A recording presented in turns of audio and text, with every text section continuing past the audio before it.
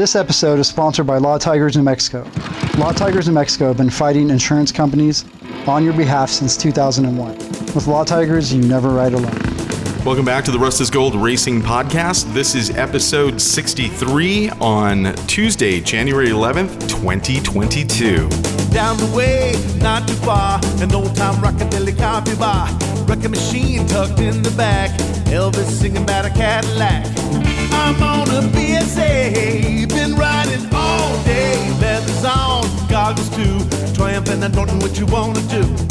My boys are on Ducatis, happy now all the while. Yeah, these are rockers, it's their style. So let's ride, so let's ride, so let's ride. This is our 5th season in a new year, 2022. It's been a wild few years. I was driving up here this evening and I was thinking, I remember when Thaison opened the Rust is Gold shop at the first location, and we were talking about doing all kinds of cool stuff, and I had this idea of doing a podcast, and I think I told Sparky, I was like, I think it'd be cool to do a podcast based around motorcycles in the coffee shop. Yeah, and you might have mentioned it, and then one day you're like, hey, we're doing a podcast, you're doing it.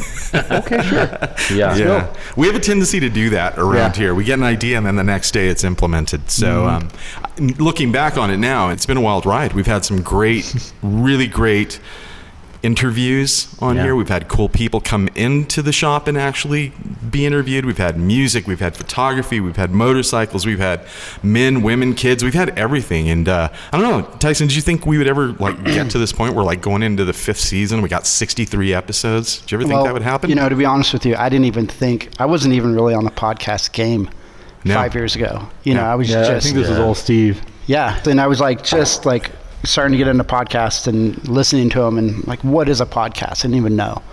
I'm always late, to Instagram and TikToks and all that stuff. You love them now, though. You've recommended a few good ones for That's all I do is old man podcasts now. Yeah. I don't really, I do listen to music, of course, but podcast is kind of where it's at. And I felt like there was almost a niche, you know what I mean? And there wasn't really anybody out there that was filling the motorcycle kind of coffee shop thing that we were going for. And there's a lot out there that are really cool, and we've had a lot of cool guests and whatnot, but it was kind of in a weird way refreshing, because I still listen to these. I go back and listen to them, and I always think we're trying to come up with new concepts and new guests and things like that, and we're lucky enough that we get to tap into a lot of new things in the market. And this is kind of one of those avenues that we don't have to be our hands have to be tied, you know what I mean? And we think about it, we've probably ventured off on many different avenues of motorcycling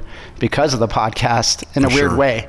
You know what I mean? We've gotten demo rides for the podcast, like Royal Enfields and Harleys and Indians and things like that we probably would have never even touched or thought about touching because of this podcast, So it's cool. It's been super cool. We have our barista, Daniel Humphrey, here. The barista Buddha, is that what we call him? The barista Buddha. That's it, yeah, we got Sparky, who is with us from the beginning. He's going to be doing some cool things we're going to talk about here in a minute. We've got our buddy Mike Preer, and he's got a show that we're doing on the Rust is Gold YouTube channel as well. So it's kind of cool. We got a full house here of everybody that's contributed or been a part of Rust is Gold, motorcycle or coffee in some way. And it's kind of cool to start the new year for sure with our buddies that all share the same, love and passion for motorcycle. Yeah, all in person. Well, before we get into that, I think it's kind of cool that the YouTube channel is really starting to kind of take off. I don't know, if you guys do this, but every time a new video comes out, I'm always kind of constantly checking the algorithm. Maybe somebody can correct me on this. Leave it in the comments.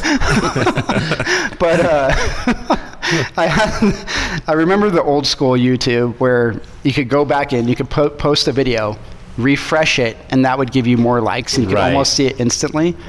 So I'm always going back thinking of the old school days. Steve's dropping keys and stuff back here. And thinking and checking the algorithm and the like count and view count every single day, expecting it to go up, and up. And it's it's slowly building. like the rest of our stuff has, like the podcast and the shop. But in the last couple of days, it's really started to kind of take off. Yeah.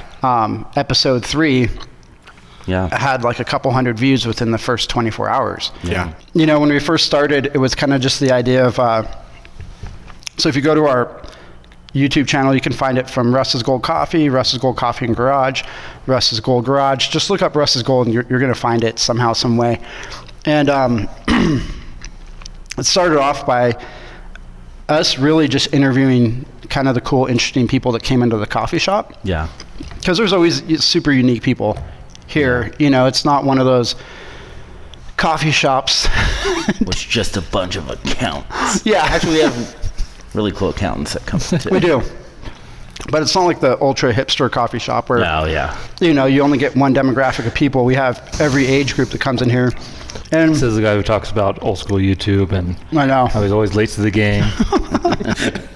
Well, I'm speaking on the behalf of these people. Yeah. But somebody's got to stand up for the old timers. But they always come in, a lot of these older guys, and they have these really rad bikes, cool stories, and they're not really, the older generation is kind of hesitant to speak about the cool stuff that they've done, right? And the stuff that they have. So we thought it'd be cool to showcase some of these guys and just let them talk about their bikes and their builds. From there, it kind of branched off to, okay, we're doing car shows with Mikey, Speed Shark. We have a lot of cool cars that are coming in. Let's videotape some of these. We also have bikes that are coming in. Well, let's videotape some of the bikes and get Daniel out there kind of, you know, talking about bikes. And then Steve and I were both thinking about this, and I was telling Danny this the other day. Sorry to go off on a long tangent, but I was telling Danny about, remember all the meetings we had to sit through when we were pitching this show? Yeah. And Caffeine and Gasoline. Oh my God. And I was like, That's Steve tough. and I would sit through hours and hours of meetings with all these execs. Yeah, it was like Discovery Channel, Velocity Channel, Bull, Hulu, Red you Bull name TV. And it was like, I could see Tyson's eyes would start to glaze over Glaze. at about 20 minutes in. Not even 20, like 10. And, you know, for our listeners, anybody who's sat through these things, I don't know, man. I don't want to bash the industry or anything like that, but that's a lot of kiss-assing, right? Yeah. It's a lot of, I don't want to say... Circle jerking? Circle jerking. Yeah. It's a lot of bullshit. Yeah. Is what it is. There is a lot of circle jerking that goes on to whoever's the most popular person in that chat room or at the meeting. And I just got sick of it. And I told Steve, I was like, I don't know if I could do these anymore because I'm just getting so tired of listening to these people tell us what we need to do for our coffee shop, what our show needs to be, how we need to have more girls in the show with tattoos and big boobs, and how we need to do this, that, and the other. And I was like, dude, I'm sick of this. I was like, we should just do our own show. I told Steve this. I was like, we should just put your movie up, let it go viral, let it go free. We'll base our own show. We'll do all of our own editing. We'll do it old school punk style, DIY. And who cares? You know, who cares if they pick it up or not? Maybe they do, maybe they don't. But we'll do it our way, and we'll do what we want to see. Yeah. Right. Right? Yeah, totally. And it's very DIY. Oh, it's beyond DIY. But it's ours. It's totally And ours. nobody's telling us what to shoot and We're how to doing shoot it our way, and we're telling the stories that we want to tell. And it's cool because it's almost like a parody on a reality show, but it's very real in its essence. So it's like we don't take it too seriously, you know. We take it seriously enough to be able to tell a story and show the things that are really happening. It's all real, but you know, we keep it light and it's kind of funny, you know. If there's some errors or mess ups or whatever, it's part of the deal. Right. You know, it's like if The Office was a real thing, but it was still kind of stupid and funny. And that's kind of what we're doing with Rig, I think. You know, it's like we're showing the coffee shop in its real context and the people that really come in here and the issues that we really have. But we don't take it so seriously that we're trying to contrive it to a point that it's, you know, got to fit a particular format or a particular direction. It's us, and you get what you get. Sure. And I think people kind of dig it. Yeah, and we're not overly serious people, and you know, we take what we do seriously, but you know, I think we laugh a lot here, and I think it's nice to have that humor and being able to capture it. So we got our third episode out. Seems to be doing pretty well. I think as part of that content that we put out on YouTube, we've got a couple of other shows that have come out of it, or that we've sort of let other people take on. Like we've got Rollin with Rig right now, which is, what is that, Mike? Mike Preer's kind of taking that one by the horns. All right, so I help run the Cars and Coffee here at Rust is Gold. It's just a basic informal car show that we put on one Sunday a month. People come as you go. We talk about cars, get coffee, and it's just a good morning hangout, basically, for anybody into cars. You can come with your old school hot rod or new Honda Civic. We don't care. It's fun. And you get to meet new people and see maybe different stuff you haven't seen before here in Albuquerque. And so what we've done since then is we've turned that into, with all these people coming in and all this cool stuff, we really wanted to showcase it. So we started interviewing some of these people. And so now what I do is I go around and see anything interesting, go up to them, ask them, do a quick 3-4 minute interview about their car, find out a little bit about it. And we put it up on YouTube now. And it's been awesome. We have so many cool things coming through that I'm really excited to share some of those things with other people out there, because some of these guys, they work hard on building these cars and never get seen or anything. And so a lot of them are really, really excited to see it, put up on YouTube or put on Instagram. And so I really enjoy doing that. And so that's what we kind of turned our Cars and Coffee into, is occasionally doing 1 or 2 interviews every time we have it. It's cool, man, because I think I even said this one time to you. When we're Thaison and I are working in the shop, we don't really ever get to go out and really look at some of this stuff. You see it through the window, or you go out to see something and you pass it. But after those shows and after you guys have edited those videos and put them up there, it's kind of cool. I get to go back and watch those, and I can kind of check out the cars, and and it's cool to see it after it's done, because I even get to miss that stuff. So I think people that aren't here for those events or didn't get a chance to see a particular vehicle or left before that vehicle got here, it's super cool to be able to go back and watch those and get some really cool information from the people who actually have built those or own those vehicles. It's super cool. It's also cool to see some of the regulars that have multiple cars that show up, There's a couple guys that and they're going to be here every second Sunday of the month. They're going to be in their parking spot. They're going to have coffee. And, they're going to enjoy basically just kind of showing off their car in a non kind of pretentious way. Because some of the car shows can get a little stuffy. And even one noted, I think, one of the first events I came to when I moved to Albuquerque was Rollin with Rig, when you guys were down at the Collective. And it was so cool because it was such a diverse car show. And it was you could tell there's some really high-end, expensive hot rod builds, expensive whatever. But then there's a dude who just lifted his Samurai, but it's the most badass thing you've ever seen. It's Mikey's buddy. It was my introductory into here, and I had gone to him in Los Angeles, but I was really surprised at how diverse, and I think that's even become more diverse, right? Sure. Now that we have this giant parking lot to kind of take over on a Sunday, we're seeing really cool hot rods, T-buckets, muscle cars, but then you're getting JDM and random weird European stuff. And, we're really trying to show that. And that, I think, for me was when they came up with the idea of starting to record it, it's show everything, because Albuquerque really has a pretty diverse, car scene, and everyone's so positive too. You'll get the grizzly old hot rod dude checking out a Supra, and looking at that turbo, and you're just wow. And Well, you guys started out doing this together, Mike and Daniel. Yeah, we both were switching on and off on the videoing, and we've kind of turned it into, because I feel like Daniel knows a little bit more about motorcycles than I do, and I know a little bit more about cars. So we've kind of now split off. We're still working together, but I'm still holding the camera. Yeah, and I'm holding the camera for him. And so now I have the Rollin with the Rig. So I do most of the car interviews, and then Daniel, he started up with our Moto meetups.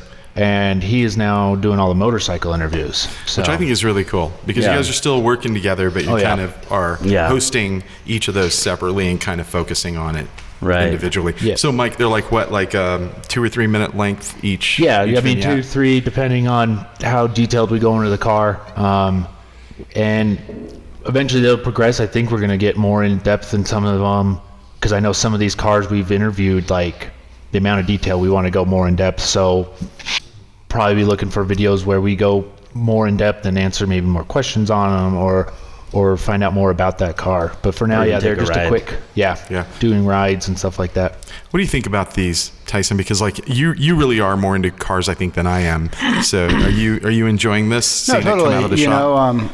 Like Daniel said, New Mexico is so unique and diverse. And it has a really cool, like, old school hot rod. This is like, Route 66, so it does have an old school hot rod kind of history to it, but it doesn't have that weird stuffy history. At least this one doesn't. I know there's a couple other cars in coffee that you get like only European Porsches and stuff like that. Yeah.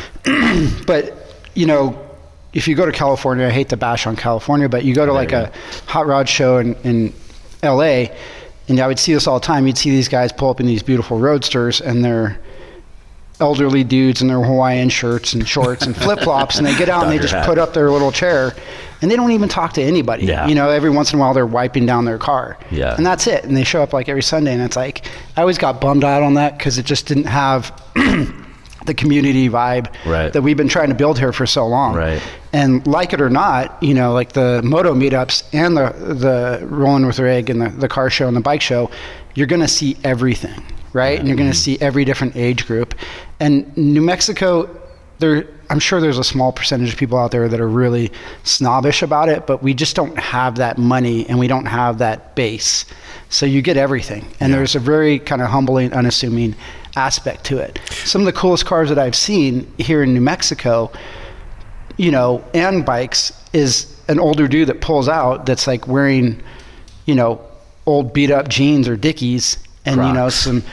some beat up shoes or old cowboy boots, and you would never expect them to be, rolling around in a $60,000 hot rod. Yeah. So that's the cool thing about it. It's a vibe. Most people know you, like, I think, from the cafe racer vintage motorcycle scene, and I don't think a lot of people know that you spent a lot of time like building old cars too early on. Like you had some old hot rods, right? And you had like some lowriders and some trucks. Yeah. I mean, just for the sake of this podcast, tell people some of the vehicles that you had and where your passion is in old cars. How many of them run? That's a good question. That's a different podcast. Yeah, are we talking bikes or cars, Mikey? Cars. Oh, I mean, jeez. It's a funny thing, man. When you're young, you want everything. Mm-hmm. You want the lowrider, and you want the hot rod, and you want the truck, and you want all the bikes. But as time goes on, you can't afford it. You buy one and sell one. Mm-hmm. That's a very typical, like, poor guy thing to do. So, Model Ts, 67 Impalas, old vintage Jeeps, and right now a 64 C10 that I can't seem to get running, and old Dodge pickups and stuff like that. I think one of the goals that I have for us in this shop is at some point I still want us to get back to opening up a warehouse, right, where we can roast coffee and we can have our swag and we can be working on bikes in a nice kind of environment. Because, this shop is great and we can work on our bikes on the side, but this is more of a coffee shop. It's not our workshop. Right. Well, it's hard. If we're doing gas stuff, and it smells stinky. So it's again, like, the idea is to have the warehouse where we can bring in hot rods combined with bikes and start to build these things out. I know I kind of diverged from your question, but, everything, I love anything vintage, especially here in New Mexico, because we run the gamut, man. We have Model A's, we have Model T's, we have very traditional stuff here, lowriders. It's kind of like the birthplace of the lowrider in a weird way, Espanola and whatnot. And I just think we have it all, man. It's a cool state. It's cool. Yeah, we have some cool stuff. And I've seen some of the pictures of some of the old cars you had. Some of those lowriders were cool, and I've seen you go through a few trucks. We won't talk about the trucks. Sparky, you've got what? A couple. You had an old Mustang? Yep, I had a 65 Mustang, or a 1960 F100 flare or style side. So I'll say flare side. The step side. That truck was fantastic, and some jerk ran Deanna and I off the road, and we ended up rolling it. Now we have a 64 Plymouth Valiant that was Deanna's grandmother's, so that's stayed in the family. Yeah, that thing's all original, and I'm slowly fixing up little things here and there. trying to restore that. So we all got some cool old stuff I that had a we're bunch working of on. What do you have, Daniel? Do you have My first car, Steve, thank you for asking. was actually a van. He was chomping at the bit. Exactly. It was actually a van, and I had a 1964 Ford Econoline 3 on the tree. It was orange. It was the city of Riverside, California, old power truck. And then I had a Dodge Cornet 440, which I loved, except for I kept getting smoked with guys with the Chevelles, so I sold it. And then I bought a 1964 Cadillac that was bagged. And then I built a bunch of VW bugs and stuff in my youth for a little extra cash. I'd usually just sell them off. But so I've had a few. Never really had an old truck, which I'd like to get. It's my next desire. But we're also kind of messing with vans too. Yeah, I have an old the van van now community. again, but it's like a 90s one. Sure. So it's not as... Well, I saved Mikey for last because Mikey has the coolest little Ford truck. Oh, yeah. And since you pretty much hosted the Cars and Coffee initially, and then now you're hosting the Rollin with Rig show, tell us what the little truck is, because it's a cool little truck that everybody kind of what is that? So it's a 1980 Ford Courier, but it looks older than it is. I don't know. Mm-hmm. But it's How do you fit in a Courier? I know those things are tiny. so. Yeah. I mean, story short, the 1980 they actually extended it by 2 inches. Oh, okay, which yeah. somehow I fit perfectly in this little truck, which is always surprising I've gotten to in people. one and I felt cramped. Yeah, so any older ones they are shorter, but Yeah, because Mike's what, 6'4"? 6'2", we should clarify. and I'm He's 5'7". yeah, it's 6'3". So, yeah. So 7'2". this is just I think 5'11". that truck. I built it to be memorable. I built Yeah. it to just be the most New Mexican truck out there. Mostly, I bought it when I lived in the South Valley, and if anyone knows in the South Valley and you're white like me, you don't fit in. And so I bought that truck as people will maybe respect me a little bit. So I built it like a lowrider. It's slammed and it's got moon caps on it, and I had curb feelers and all the extra accessories. And it's like I said, I wanted to build it just the most New Mexican truck. It's been New Mexican truck its whole life, and coincidentally, I was able to get the very first New Mexican chili plate, and that truck I felt like was just ideal for it. So I have AAA 000, like the first one before they came out, which is super cool. Do you really? I didn't know that. Yeah, That's awesome. I was lucky enough. The guy there, he was like, "Oh, you want the first one? They come out tomorrow, but I'll give it to you." And I was like, "Yeah." When I was registering it, so it has the very first chili plate. So hopefully no one hears this and steals it. But Cool. Well, it's a cool one, too, because it's like AAA. Yeah. Zero, is it T00, yeah. Yeah, AAA 2, so it's like kind of a funny thing because it's like kind of a ratty, patina truck. And anyone who has an old car probably also has a AAA membership. No, I don't. To tow I am that. You AAA. don't? No. Reckless. Reckless. But yeah, I've had that truck for a long time now, and I mean, up until last year, I daily drove it every day. I mean, I put thousands of miles on it. I use it as my shop truck. I mean, it's got a 7-foot bed. You throw whatever in it, and so I feel like a little bit this Cars and Coffee. It's kind of the mascot of it because it's what I drive for sure to it every day. And it's always going to be evolving. I always am putting stuff on it or taking stuff off. And but yeah, so that's just my cool little cheap $400 truck I've had. It was $400 and some car parts, and with it I also have a couple other cars. But I don't know if get into those. I have an old BMW and Volkswagens, and that's my more cup of tea is old German stuff. So, Cool. So we got that show, which is going to be out pretty regularly every month, which is a great show. Good about it. And like I said, I get excited to watch those episodes. And then Daniel's taking over the Moto Meetup show, which is basically motorcycles. Tell us what you're thinking about doing with that. Well, we've released one already, and it was sort of like I was helping Mike do the Cars and Coffee, and I think I was bugging you guys. I was like, we obviously have to do a motorcycle one. I mean, there's again just as diverse scene here in New Mexico for motorcycles and people who show up here. We released our first one last month or something. Mm-hmm. Yeah. And those will be released the last Friday or Sunday or whatever it is. So it's kind of the same deal. There's a bunch of cool bikes. I personally ride like a 1980 Honda sort of bratty cafe chopped up thing. And but I love every kind of bike. I come from a dirt bike background. So yeah, like when I was seeing what was showing up here, I was like, I love the stock stuff. I love the custom stuff. And, you know, just from working here, I got to know a lot of the riders, and they're just such characters, you know, and they're really fun people to interview, and they're so passionate about their bike. And it almost seems like sometimes, like, the cheaper the bike is, they're like even more passionate about it because they were wrenching on it themselves, which, you know, I bought mine for $500, so I'm like totally get it.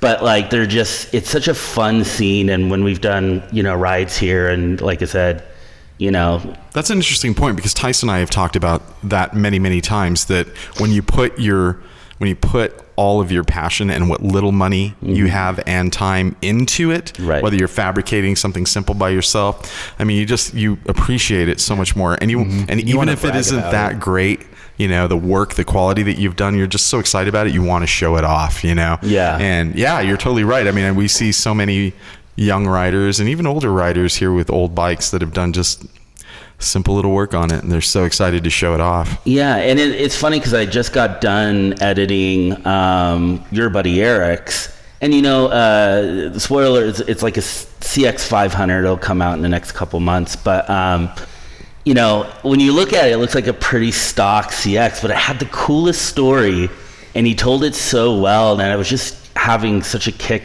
out of editing it and sort of like reliving him telling the story.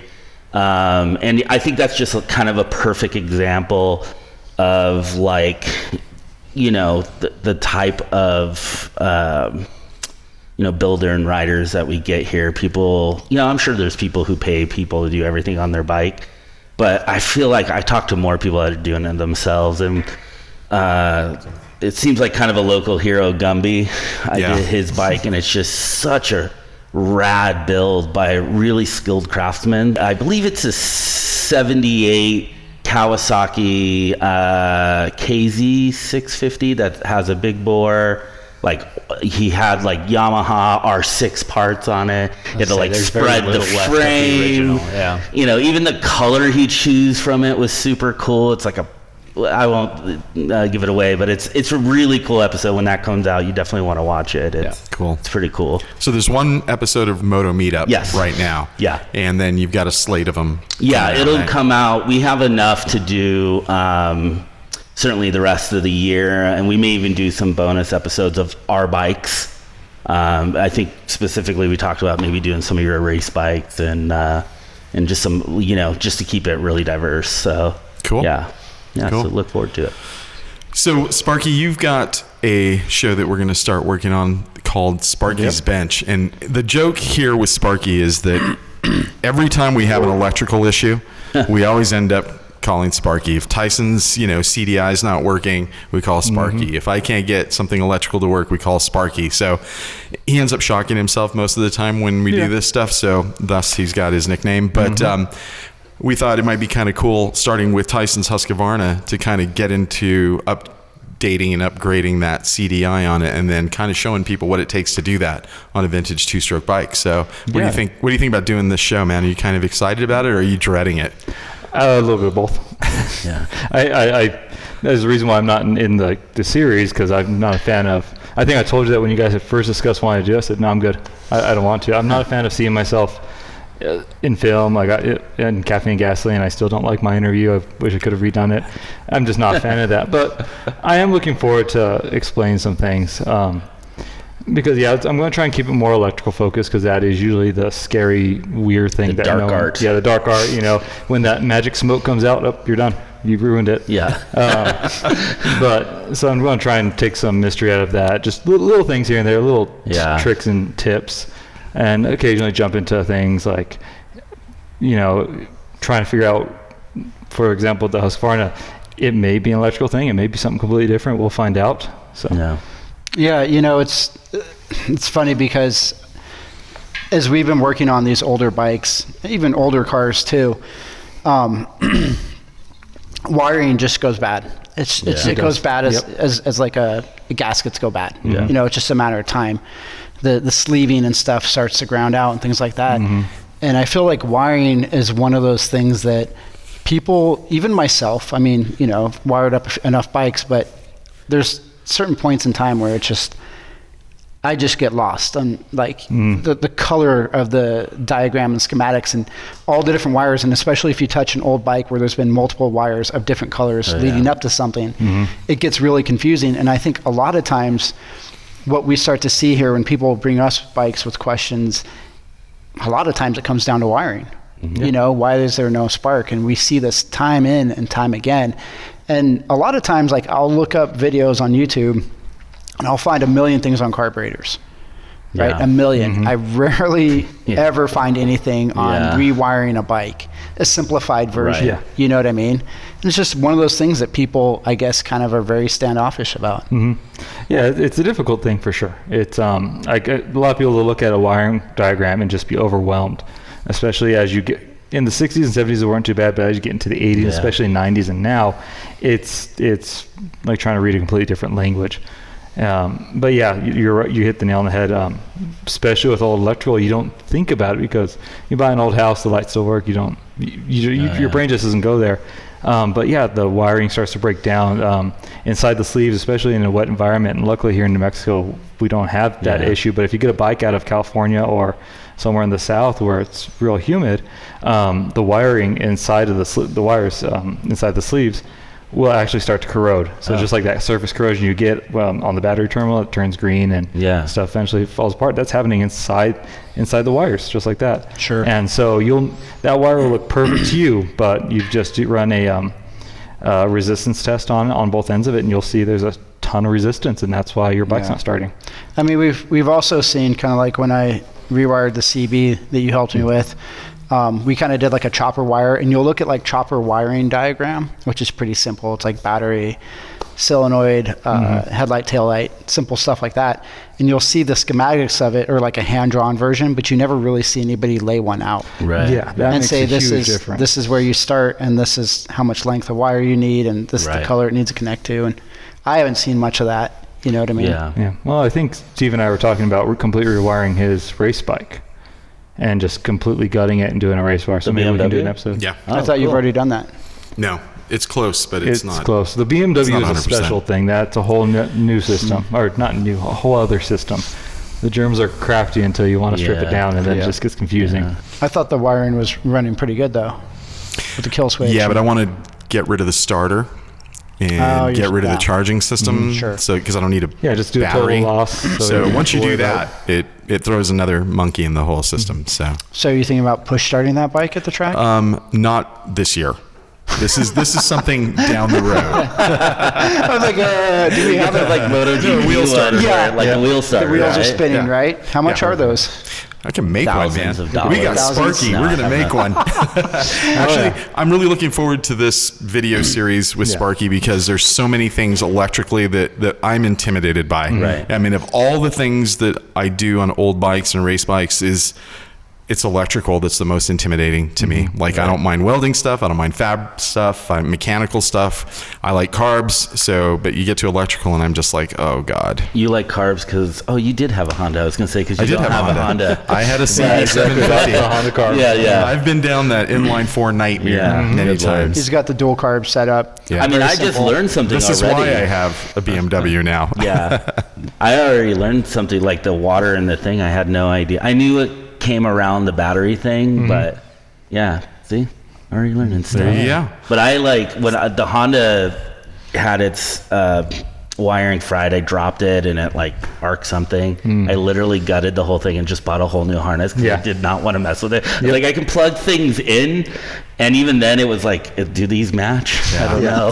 For some reason, the Why color are they is not different always. colors? 4-prong to 5-prong. It's not matching Just for some duct reason. Well, those are our shows, and I'm looking forward to all of them. I think it's going to be a great year. Thaison, are you excited about this year? I mean, we've been through some serious ups and downs over the last couple of years. I mean, you especially starting the shop 3 years ago. Sure. You know. 3 times, yeah. 3 times. But I think as far as like the coffee shop is concerned, it's as smooth as it can possibly get right now. Like, it's running like clockwork, you know. We got a great staff. Everybody knows their roles. We know what to do for events now, because we've had events like the Moto meetups and the car shows and everything else where we have, you know, a couple hundred customers in a morning. So we know how to roll with those things.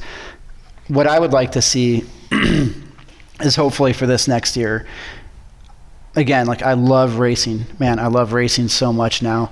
I love flat track. I love road racing. I'd like to see us get out there every single weekend if we could. Yeah. You know what I mean? And get enough staff here that we don't have to be here every weekend to do it. That's the dream, man. That is the dream, you know. And in a weird way, like, you know, I've always liked racing, but in a weird way, like, the last 2 years, when I think we've talked about this, when COVID was hitting and everything was shutting down, but we still got some time at the track, like, that was such a lifesaver. It was amazing. You know what I mean? Like, I needed that so bad. I think it got you and me through that. Sure. Because we had some hard times the last 2 years, and getting out there in those really beautiful evenings was amazing. Yeah. Yeah, for sure. And, you know, now that it's wintertime and we're not racing, all I can do is think about racing. You know what I mean? It's a weird bug that you get bit by, and you're just like, man, I want to be at the track so bad.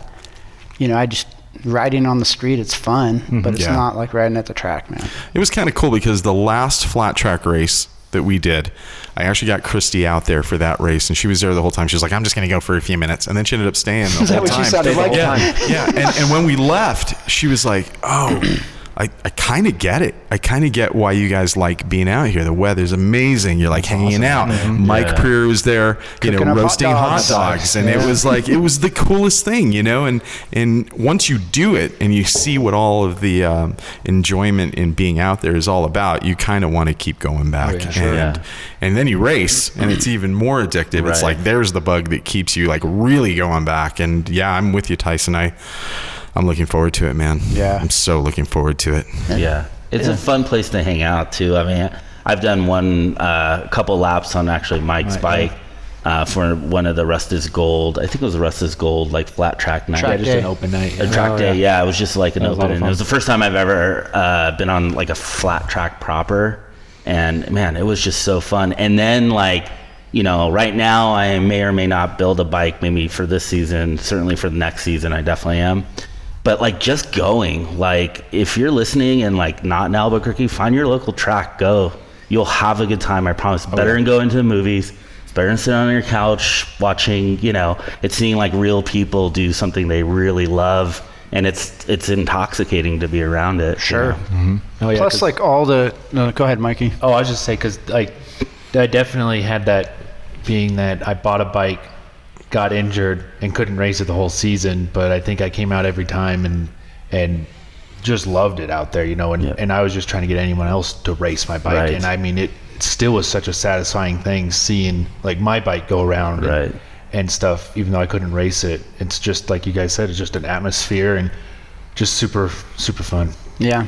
All the characters you meet, you know, it was like, that's like half the fun is you just, there's all these just super weird, wild people out there. The wildest old people I've ever met in my life, like, hands down, has been at that Sandia track. How did you operate your whole life? You're just, like, wild still, and you're like 70. Like, how does that work? That's going to be us. I'm going to start being wild when I get old. 70. I wish, you know, like, I'd gone to the track when I had first moved here, mostly for motocross, and then they leveled that track, and I didn't come back since. You know, it took me a couple of years, and I wish I would have come to the track in, like, my early teens. You know what I mean? I wish I would have had the experience to either do flat track or road racing as a kid. You know, it's just it's would have been the greatest thing, the greatest community to grow up around. Oh, for sure. You know what I mean? I did motocross as a kid, and it was great. But, you know, it's also very intense and very whatever. Competitive. That's always super competitive. Especially at that age, actually. It was like, it was this weird thing where I was like 13. I was like, am I going to make this my career? It's like, I'm 13. I need tires. Yeah. And come from a blue collar family. I was lucky to have a bike, more or less compete competitively. But, like, you know, I think seeing that, like, it was all that, like, non-intensity on that side, but when I went to the track and even watching, you know, the road racing, was really like, just like, oh, you can do this. And you can pick up a couple $1,000 bike and Sure. rip around that track, even if you aren't considered with like racing right away. Like, I mean, yeah. Now you can see why like people like Steve McQueen, right? When we're listening and reading up on him, like when they would interview Steve McQueen, he would like kind of roll his eyes through the interviews, but when they talked about racing, his eyes would like light up. Yeah. And you can see why it's like such an intoxicating thing Right. to do. And if anybody local is listening and you haven't been out to the track, come out with us, come to our pits, hang out. If you're a wealthy person and you want to buy the track for $2 million and fix it up, we'd be happy to help you. I checked my bank account today. I don't You're got not it. quite there. I don't have it yet. Happy to let you sponsor us. So. No, seriously. coffee. Like if the city should be out there. The city should be. Oh yeah, for sure. Helping out that track a little bit. We should be getting young people out there racing and riding.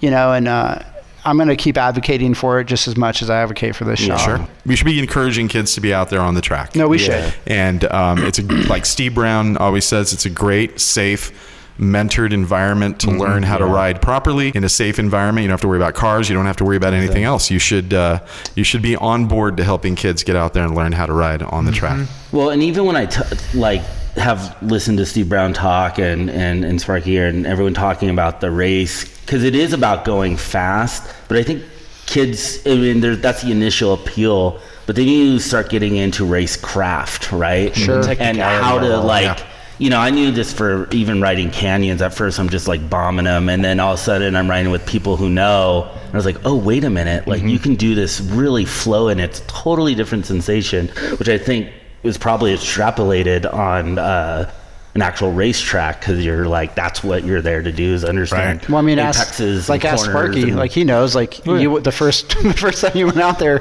you were trying to get all speed. I was trying to get all speed and ended up high siding, breaking a bunch of bones. Yeah. Right. Yeah. And like now it's more about like So I went from a 1000 Right. cc Guzzi down to a little Ninja 250. Yeah. Right. And I tell my friends, the guys who are out there who are also on the Ninja 250s that have a good 10 seconds on my lap time, that I will never get a bigger bike until I can meet Steve Brown's time on a Ninja 250. He's breaking minutes, right? He's breaking a minute, and I'm still at a minute 13 lap time. And just the fact that same identical bike that I bought from Steve Brown, broke a minute on, tells me that it's not the bike, it's me. So I have 13 seconds to grow. Yeah.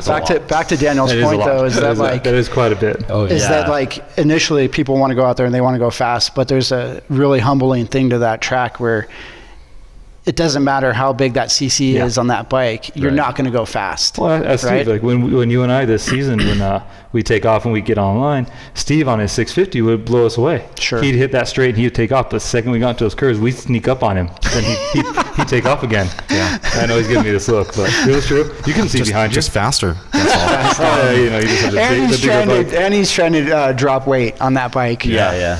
Jesus, dude. Yeah, wait till It makes it more agile though. It's not It even does, like man. a faster. If I could just keep exhaust pipes on it, I'd be doing really well. If you don't keep them, that's even less weight. That's true. Maybe that's the secret. We're going to have a schedule up at the shop.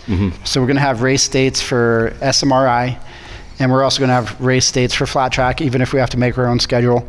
We're going to have those here at the shop. Come in, talk to any one of us. We'll be happy to fill you in on the dates and the time, and we're going to do our best to kind of keep this racing thing going. Definitely. Right? Yeah. This reminds me. When did we start doing the road racing? 2-3 years ago?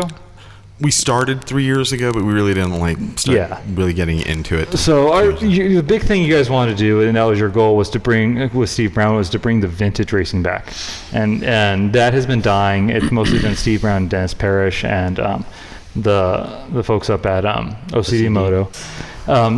At best, you had 3 vintage bikes on track at any given time. And I know you guys really tried pushing that. And I got a lot of feedback this year that people want to start bringing the vintage bikes.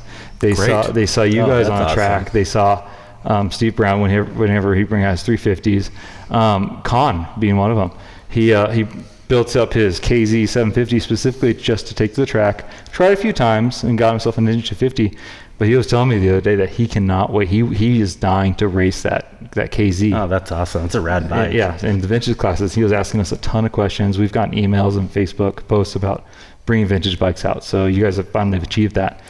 We inspired people to bring vintage bikes back, Thaison. Finally, we can retire now. It took 3 years. Good job. Well, no, you want to keep. Oh, that's right. No, we got to keep doing it. Yeah, we need a full grid. Yeah. We need a full grid out there. All right. Need a Well, full grid. this has been kind of just a fun little get together with the guys, talking Yeah. about the shows, promoting the shop. Thaison, we've got a lot of cool stuff We going do. on here at the shop that we're going to really focus on this year. What are some of those cool things? Yeah, before we talk about some of the new gear and drinks and specials and stuff, we should thank Law Tigers first and foremost, CJ. Thank you, CJ Law Tiger, right? Isn't that what people call him, basically? Sure. CJ Law Tiger. Thank you, CJ, for hooking us up and sponsoring this podcast, coming out to all of our events. It means a lot to see that truck out there. People know your truck. They know that you've been helping motorcyclists in the community for a long time. So we thank you for that. We also want to thank our neighbors over at Allstate, Terry especially. She's really been helpful for all the car shows and the motorcycle shows. Yeah, she's done both. Yeah. Yeah, and she's been helpful getting trophies and cool stuff out there for those events. Yep. So every time that we have a car show or a bike show, she'll pick up a handful of trophies or items, and then usually one of the two guys here We'll do a first, second, and third. And first, second, third place. It's been really big. It's been fun with that. Yeah. Yeah, and that kind of Greatly motivates appreciate people that. to bring stuff Absolutely. out too. Yep. So Yeah. without those two helpers and sponsors, we wouldn't be kicking as much butt as we do. Right. And the community. We have an amazing Yeah, of community of people that show up to all of our events. So Yeah. thank you Kings of Speed, Steve Brown, who's been there for us the whole time too. from the So beginning. Yep. Appreciate him. Yeah, appreciate all these guys. Cool. We have a Biscochito latte. Yes, we do. Yeah. This was Yummy. kind of your brainchild. I mean, you wanted like some biscochito cookies and a latte to go with it. Churros, I don't know. Yeah, Christmas rolled around, his sweet tooth started aching. Yeah, I know. Yeah. It's pretty good. It's good. Yeah, Yeah. It tastes like a Biscochito. We also have like a golden milk turmeric Yeah. that one's latte. good. Vegan, right? Yeah. Vegan, which is also really good. That's kind of like the health Yeah. kick thing. It's honestly like one of my more favorite drinks now Yeah. than before, excuse me, but it's got this weird It's not overly sweet. no. And it's got it's hard to describe. It's definitely worth trying. I was pretty skeptical when you talked about it. I was like, yeah, okay.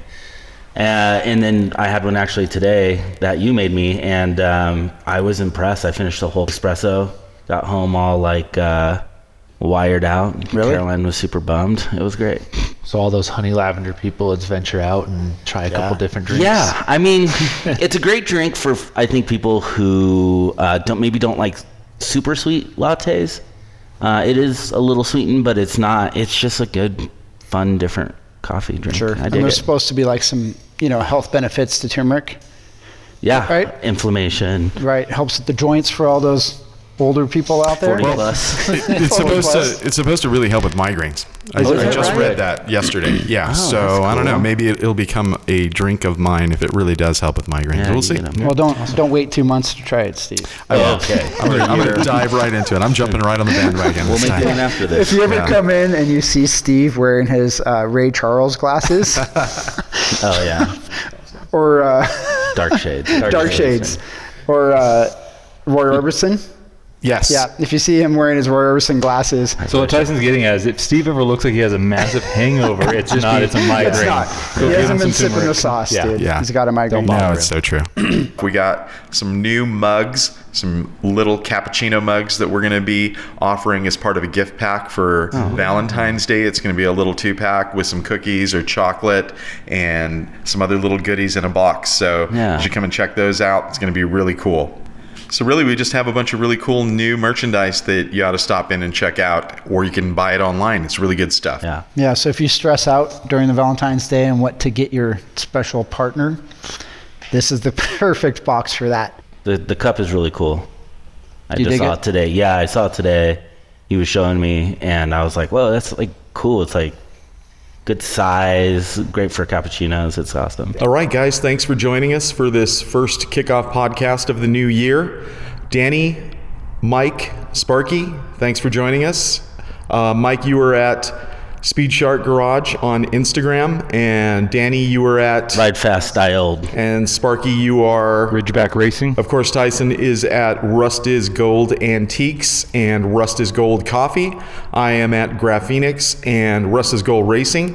Thank you all for joining us the last few years. We really enjoy putting on this podcast, and visit us at our official podcast page at rustisgoldracing.com. All of our Instagrams at Rust is Gold Coffee and Rust is Gold Racing. Also visit us at our YouTube channel at Rust is Gold Garage for all of the cool new content that we have coming out this year, including the web series, Rolling with Rig, Dirt Life Diaries, Moto Meetups, and Sparkies Bench. So if you feel like supporting our Patreon, we would appreciate it. Visit Patreon, Rust is Gold Coffee, and support the podcast. Thank you everyone again for listening. Ride safe, and we will see you on the next ride. Down the way, not too far, an old time rockabilly. Did you drink it with your pinky out? No. What? Or you're doing it wrong. Because it's a little pinky tiny out. Pinky. What I did thought you you think said something else. Freaking, Beg your pardon. I mean, I'll try it. Sure. Tucked in the back, Elvis singing about a Cadillac. I'm on a BSA, been riding all day. Leathers on, goggles too, triumphant, I don't know what you wanna do.